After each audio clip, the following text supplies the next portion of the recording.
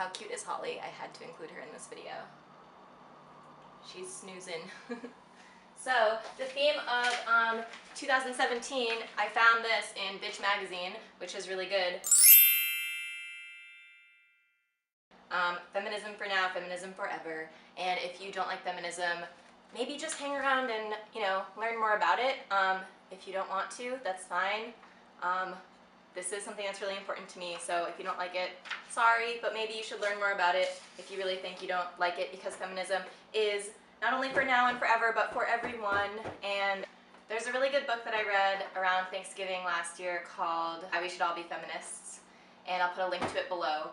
And if you think you don't really understand why it's called feminism or why you should care about it, that's a really good start, and it's a really, really fast read. It's takes you half an hour to read it. It's really tiny. It was from a TED Talk, so I could also put a link to that as well. So the most bare bones definition of feminism is the advocacy of women's rights on the basis of the equality of the sexes. So if you can get behind that, you're a feminist. That's awesome. And welcome, and so happy to have you here. And if you're still not sure, please just stick around, like I said, and maybe you will find out that there's something about feminism that you like. And actually, just since we're on the topic, I have this really cool book called The Insect That Stole Butter, ? The Oxford Dictionary of Word Origins. And they don't have feminism in here, but they have female. And under the definition, or the word origin for female, it says, the saying, the female of the species is more deadly than the male, comes originally from the 1911 poem, The Female of the Species, by Rudyard Kipling. Rudyard? Such a weird name. I know we all know Kipling, but Rudyard? So weird. Anyways, whether the animal in question is a cobra, a she-bear, or a woman, the warning of where the greatest danger lies is the same, for the female of the species is more deadly than the male. Once this year began, I knew that I wanted to make a more concerted effort to read books by and about women. So I took all the books off my bookshelf that I hadn't read yet that were by women, and I think this is about 35 books that I'm aiming to get through this year, minus this is the Thesaurus and Writing Guide.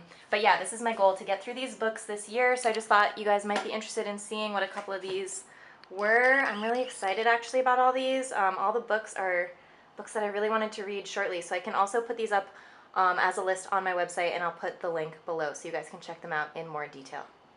I just wanted to ask you guys to take a look at your own bookshelves, because I'm a loud and proud feminist and have been interested in women's issues and gender issues and reproductive justice and stuff like that for a long time.